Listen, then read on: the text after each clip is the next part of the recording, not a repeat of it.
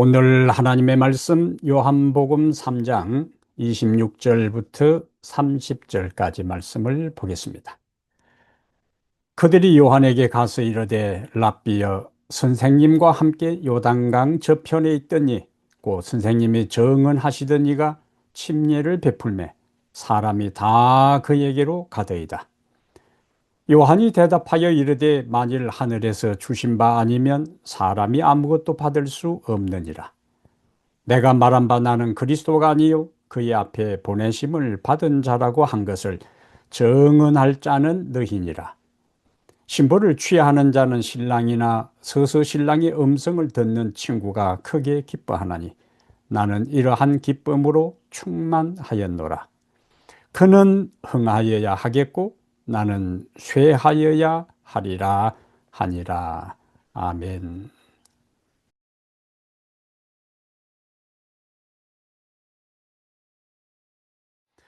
하나님의 말씀을 가지고 다시 여러분들을 만나게 돼서 기쁩니다.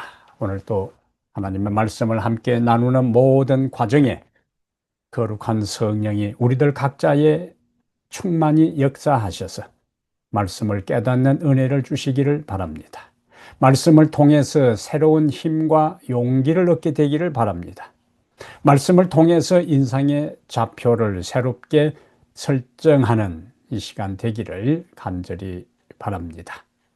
오늘은 요한복음 3장 26절부터 30절을 본문으로 해서 겸손, 그 진정한 의미, 겸손, 그 진정한 의미이라한 제목으로 여러분과 함께 하나님의 말씀을 함께 나누겠습니다.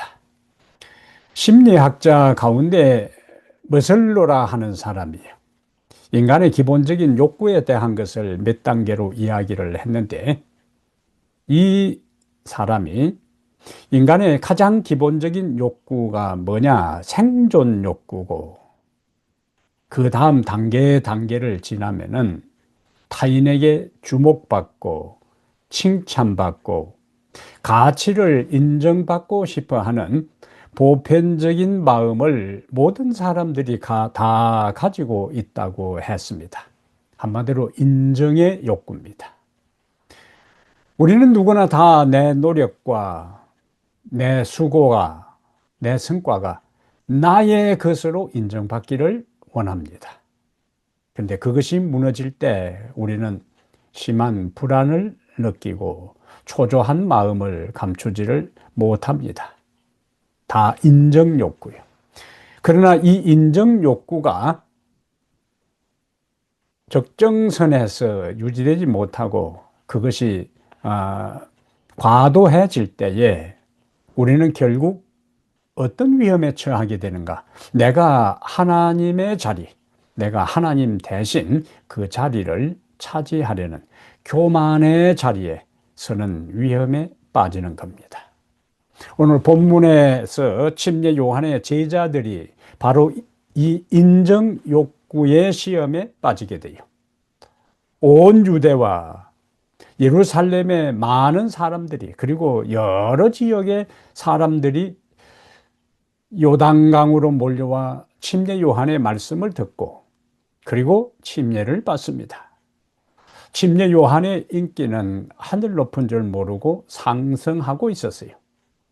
수많은 사람들이 그리고 당시 종교 지도자들까지도 침례 요한이 메시아가 아닌가라고 생각할 정도로 그는 인기 절정을 누리고 있었습니다.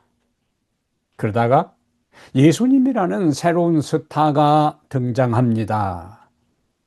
그동안 침례 요한을 따랐던 침례 요한을 메시아라고 생각했던 사람들이 침례 요한에게 나와 침례를 받았던 수많은 사람들이 썰물처럼 빠져나가 예수님께로 가기 시작합니다.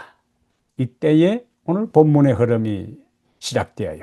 제자들 입에서 불안한 마음, 시기에 가득 찬 마음으로 이렇게 이야기합니다. 랍비여, 모든 사람이 그에게로 가더이다. 26절의 말씀입니다. 선생을 따르는 제자들의 입장에서는 자기들이 존경하고 말씀을 듣고 따르는 그 스승이 수많은 백성들에게 인기가 있을 때 자신들도 등달아 어깨가 우쭐하고 기분이 상승할 수 있습니다. 그런데 수많은 사람들이 요한에게서 자기들이 스승으로 또 메시아로 생각했던 침례 요한에게서 다 빠져나가 예수님께로 갈 때에 나타난 반응을 가지고 오늘 우리는 본문의 말씀을 살펴보는 거예요. 제자들의 모습은 스승을 따랐던 수많은 사람들이 예수님께로 갈 때에 반응을 나타냈던 제자들의 모습은 그 누구의 모습이 아니고 바로 오늘을 살아가는 여러분과 나의 모습일 수도 있습니다. 내 자리가 흔들리고 내 인기가 떨어지는 것을 견디지 못하고 나보다 다른 사람들이 더 잘 되고 나보다 다른 사람, 내 자녀보다 다른 사람의 자녀가 더 잘 될 때 우리는 요한의 제자들이 가졌던 유사한 마음, 어쩌면 동일한 마음, 반응, 태도를 가질 수가 있습니다. 그런데 오늘 본문을 우리가 자세히 들여다보면 요한은 달랐어요. 그는 사람들이 떠나가는 것을 보고도 사람들이 떠나가는 것을 요한이 다 지켜봤죠. 사람들이 떠나가는 것을 보고도 자기 연면에 빠지지 않았습니다. 제자들의 불안과 제자들이 하는 말에 공감을 표시하지도 않았어요. 그리고 동요하지도 않았습니다. 오히려 이번 기회에 이런 차제에 자신과 메시아와의 관계를 명확하게 설명하며 진정한 겸손이 무엇인지를 제자들과 오늘을 살아가는 우리들에게 분명하게 보여주었습니다. 그렇다면 오늘 제목대로 침례 요한이 보여준 겸손, 그 진정한 의미는 무엇일까요? 이제 오늘 본문을 통해 그 의미를 함께 살펴보기를 원합니다. 겸손, 그 진정한 의미, 첫째로 겸손은 하나님의 주권 안에서 모든 것을 받아들이는 태도를 의미합니다. 하나님의 주권 안에서 모든 것을 받아들이는 태도, 마음가짐, 자세를 우리가 겸손이라 그렇게 이해할 수 있어요. 요한의 제자들은 앞에서 서론에서 봤던 것처럼 수많은 사람들이 요한을 떠나 자기 스승을 떠나 예수님께로 몰려가는 것을 보고 실망한 나머지 당혹감을 감추지 못하고 심지어 질투까지 느꼈어요.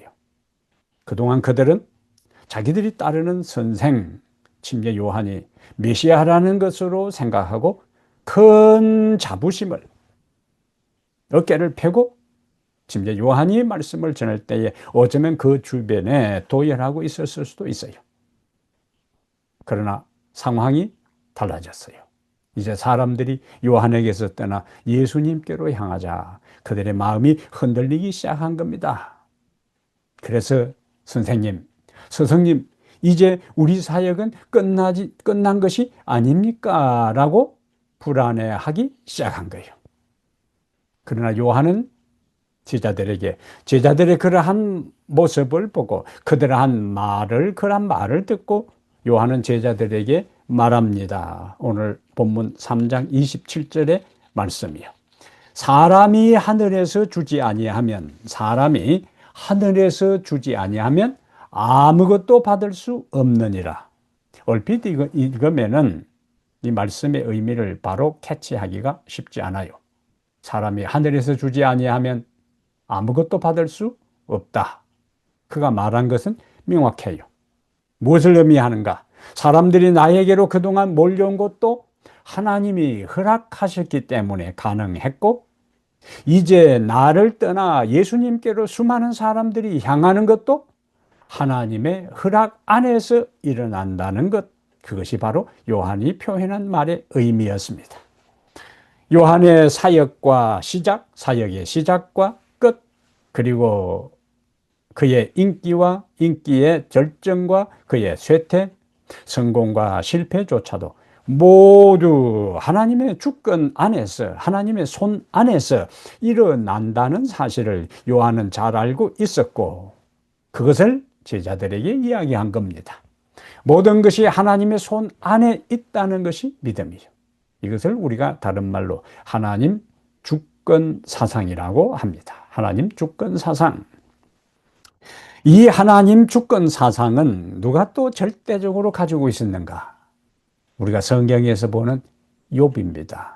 우리는 욥의 고백을 통해서 그가 얼마나 철저하게 자신에게 일어난 일, 자신이 닥치고 경험하는 이 일들이 하나님의 주권 속에서 일어나는 일임을 우리는 명확하게 알 수가 있습니다. 우리가 아는 대로 욥은 하루아침에 그의 엄청난 재산을 다 잃어버립니다. 하루아침에. 그리고 하루아침에 사랑하는 10명의 자녀를 모두 상실했어요. 하루아침에 10명의 아이들이 다 죽었다는 거예요. 재산만 날아가도 감당하기 벅찬 일이지. 한 명의 아이가 아픈 것만 해도 힘든 상황인데 그 사랑하는 아들들이, 딸들이, 가족들이 하루아침에 몰살당했어요. 그것을 어떻게 감당하겠어요? 게다가 자신의 건강마저 잃게 됩니다. 남는 것이 아무것도 없어요. 가장 소중하게 여겼던 자녀들과 평생을 저축하며 모았던 재산과 그동안 관리했던 건강이 하루아침에 다 날아가 버렸어요. 이때에 우리 같으면 어떤 반응을 나타냈을까요? 어떤 말을 했을까요? 어떻게 하나님과의 관계를 설정했을까요? 욥의 위대한 것이 여기에 있습니다. 욥기 1장 21절에 주신 이도 여호와시요 거두신 이도 여호와시니 여호와의 이름이 찬송을 받으실지니다. 아멘. 하나님 주권 사상.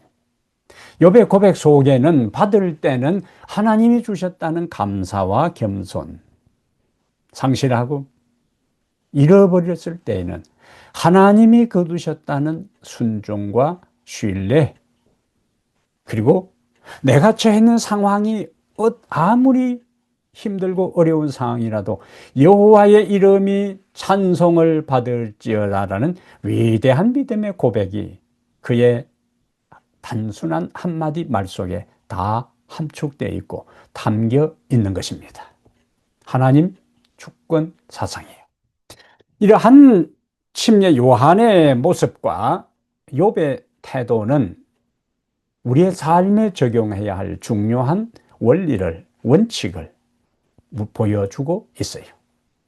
우리가 경영하는 사업이 번창할 때에 내 능력이 아니라 하나님의 축복임을 인정해야 하는 것입니다.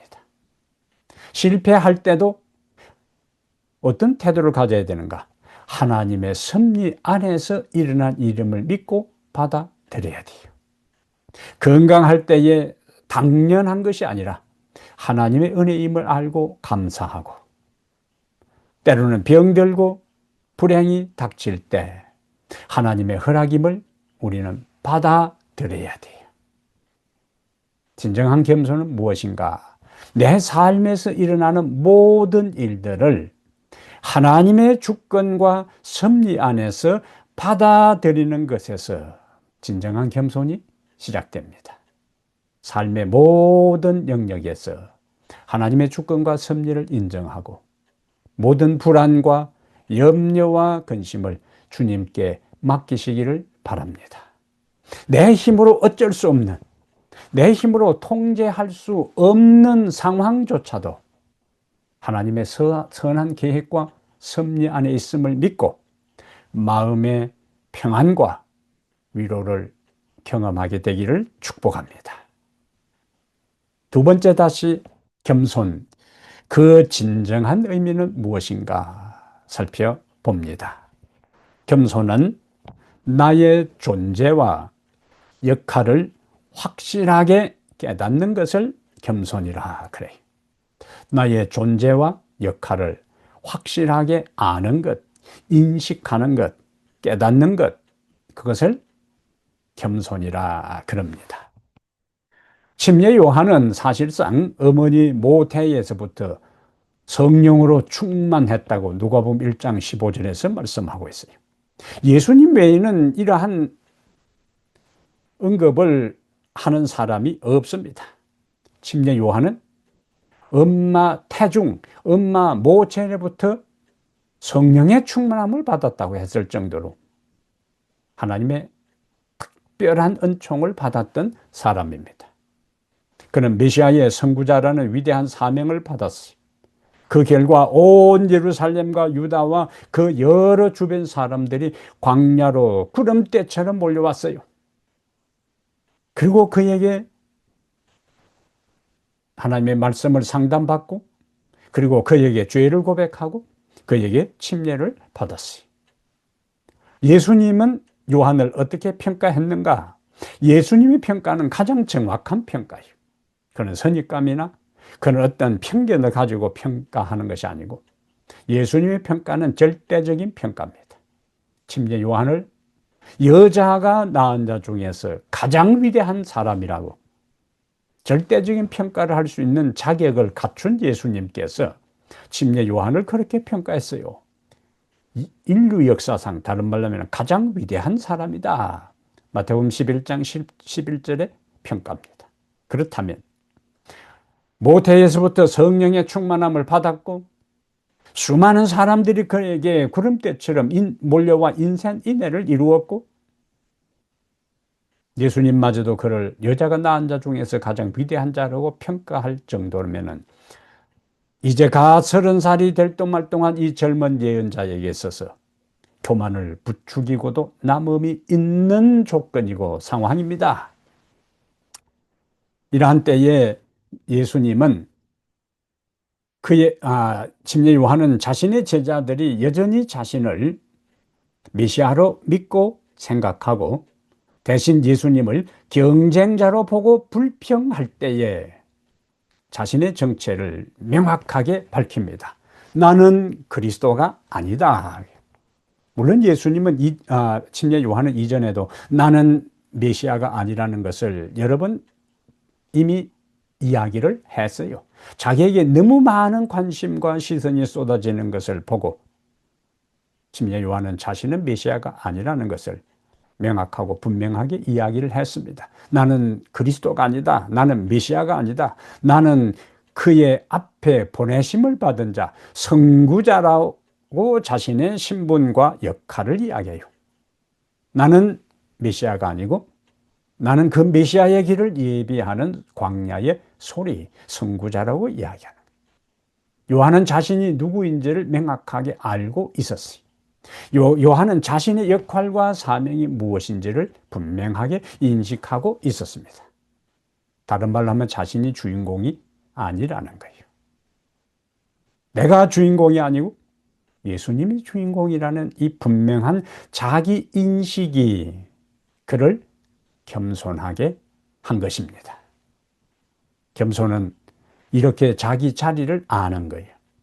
내가 누구이며 내 역할이 무엇이며 내 사명이 무엇인지를 명확하게 알 때에 우리는 겸손해질 수 있어요. 나는 그리스도가 아니고 나는 하나님도 아니고 하나님이 나에게 맡기신 역할에 충실할 뿐이라는 고백이 우리의 고백이 되어야 하는 것입니다.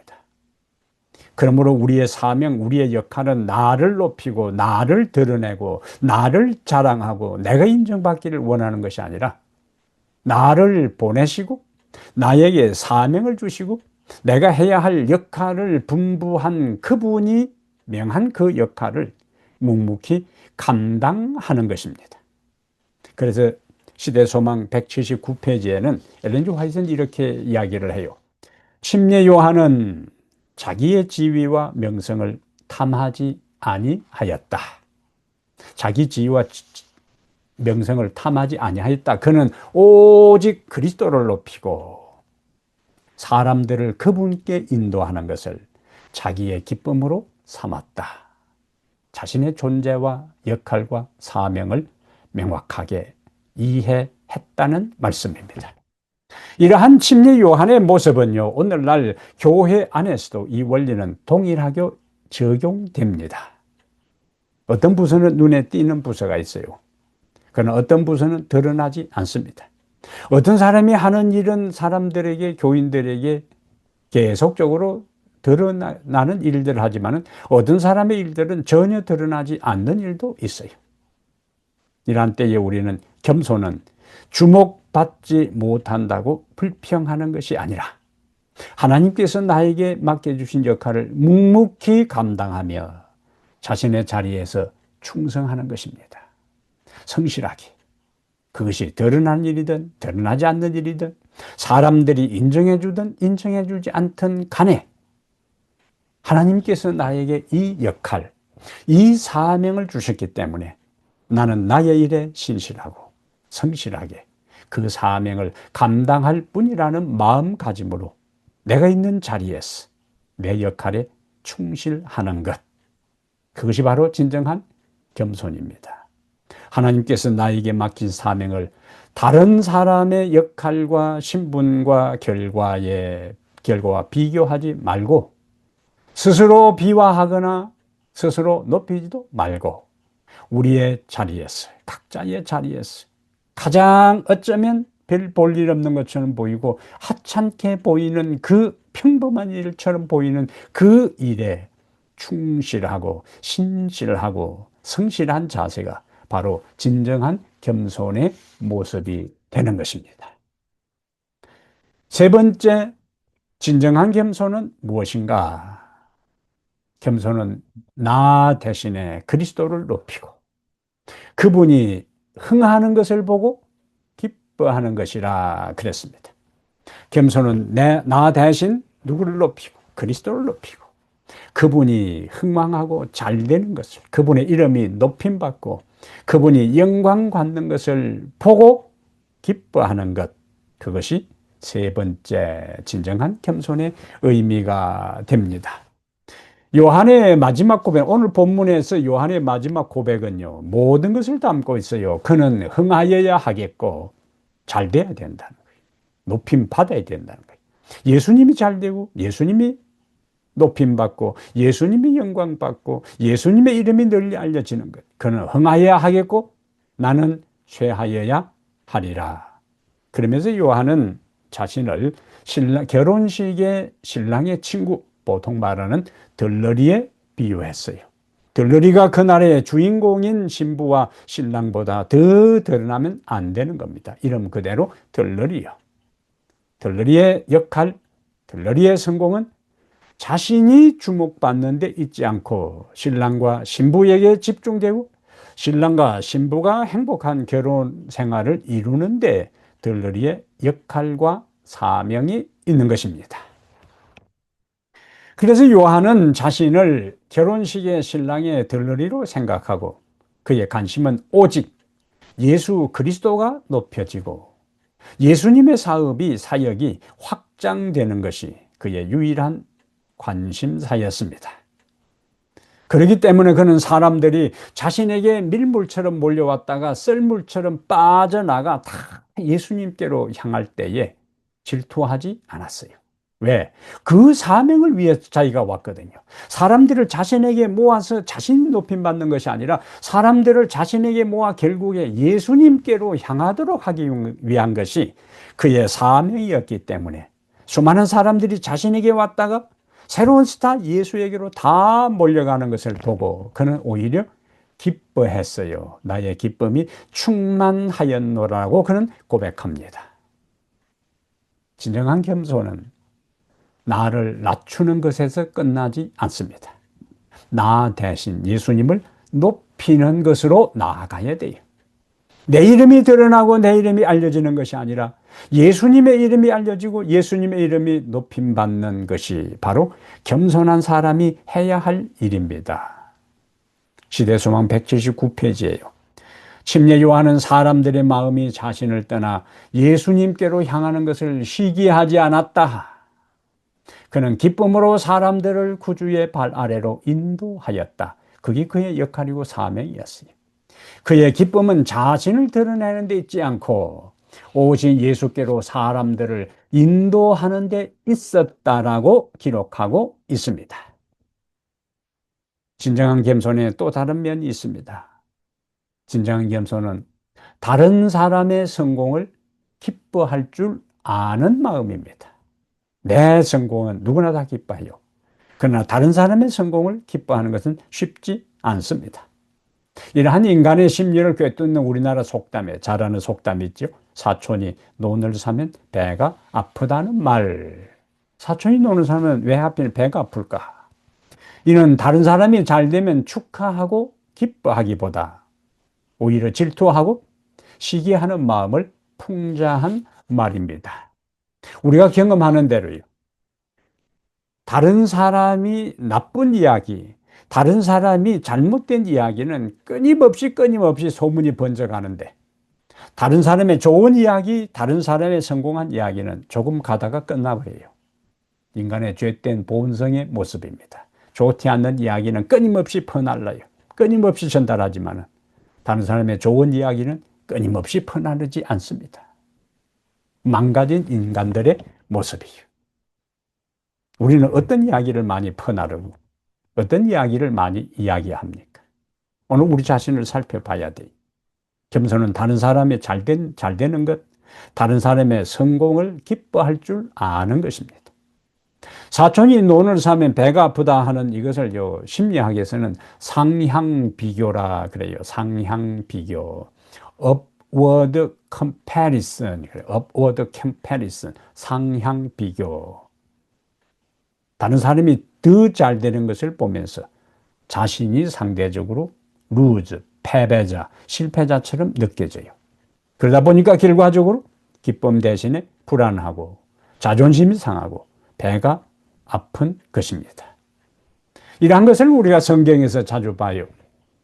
아벨이 드린 제사가 하나님 앞에 간합되고 자신이 드린 제사는 하나님께 거절될 때에 가인은 당장에 자신을 살펴보는 대신에 자신의 동생을 들판으로 유인해서 돌로 쳐 죽이는 것을 보게 됩니다. 상향 비교예요. 사촌이 노는 사람 배가 아프다는 거예요. 다른 사람의 성공을 기뻐하지 못한 것입니다. 사울과 다윗의 이야기에도 똑같은 장면이 나오잖아요. 골리앗을 격퇴하고 죽이고 돌아오는 다윗과 사울의 군대에게 이스라엘 여인들이 눈치 없게 노래합니다. 사울이 죽인 자는 천천히요, 다윗이 죽인 자는 만만이로다. 가만히 그 이야기를, 그 노래소리를 들어보니까 사울의 기분이 팍 상한 것입니다. 그때부터 사울의 마음에 질투심이 발동해서 다윗을 죽이기 위해서 끊임없이 시도하는 것을 보게 됩니다. 그런데 그의 말년은 비극적 자살로 막을 내렸어요. 자기 사위이면서 전쟁의 영웅이었던 다윗, 민족의 영웅, 이스라엘을 위기에서 구원한 다윗을 제대로 대접하지 못하고 시기와 질투의 대상으로 삼았던 사울의 마지막 모습은 우리에게 시사하는 바가 많습니다. 시기와 질투, 다른 사람이 잘 되는 성공을 기뻐하지 못한 자의 마지막 모습이었습니다. 이런 모든 것은 죄의 뿌리에서 나오는 거예요. 하나님께 도전했던 그 사탄의 정신이 우리들 속에 남아 있었어. 우리들 자신도 모르게 그러한 모습이 밖으로 표출되는 것입니다. 성경의 진정한 겸손은 정반대의 길을 걷습니다. 요한은 사람들이 예수님께로 몰려가는 것을 보며 배가 아프다고 소리친 것이 아니라 오히려 자기의 기쁨이 충만하다라고 간증해요. 다른 사람이 잘 되는 것을 진정으로 기뻐할 수 있는 마음이야말로 복 있는 마음이요, 복을 받을 수 있는 마음이요, 하나님이 인정하는 겸손한 마음입니다. 겸손은 종기의 앞잡이라고 했어요. 다른 사람이 잘 되는 것을 기뻐하고 인정해주는 마음을 하나님은 아시고 그 사람도 존귀하게 만들어 줍니다. 성경의 역설적인 가르침이에요. 그러므로 사랑하는 여러분, 그는 흥하여야 하겠고 나는 쇠하여야 하리라. 나는 쇠하여야 하겠고 그는 흥하여야 하리라. 이 고백은 2000년 전에 침례 요한의 고백으로 머무는 것이 아니라 오늘 우리의 삶 속에서도 터져 나와야 할 위대한 고백이 되어야 합니다. 인정받고 싶은 마음, 시기와 질투의 마음은 십자가 아래 다 내려놓으시기를 바랍니다. 그리고 우리의 삶, 우리의 가정, 우리의 교회에서 오직 주님만 높임 받으소서 기도하시기를 바랍니다. 주님, 저를 통해 주님이 드러나게 하소서. 저의 이름이 사라져도 괜찮습니다. 저의 역할이 작아져도 괜찮습니다.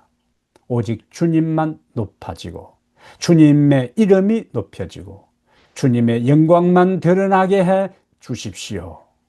이런 기도를 드리면서 진정한 겸손의 삶을 살아 우리 하나님 앞에 인정받는 아름다운 성도의 삶이 여러분과 저의 삶이 되기를 이 시간에 간절히 바랍니다. 하나님 우리 아버지시여, 오늘 우리에게 말씀을 주시니 감사합니다. 우리의 삶에 일어나는 크고 작은 숱한 일들, 긍정적이고 부정한 일들 속에서도 그 모든 것이 하나님의 주권과 섭리 속에 일어나는 일임을 우리가 인정하고 받아들이게 해 주시옵소서. 우리 자신을 높이는 대신에 주님의 이름이 높임받고 주님의 영광이 드러나는 일들을 가장 우리의 최우선순위로 삼고 살아가게 하옵소서. 내 자신의 일들이 드러나지 않아도, 설령 사람들에게 인정받지 못해도 그것으로 인해서 불평하거나 원망하거나 자신에게 주어진 일들을 등한히 하거나 소홀히 하지 않게 하시고, 우리 하나님께서 보시고 기억하시고 인정해 주신다는 그 하나로 묵묵히 자신의 역할과 자리를 지키며 사명을 감당하는 우리들 모두 되게 하옵소서. 우리 주 예수님 이름으로 기도합니다. 아멘.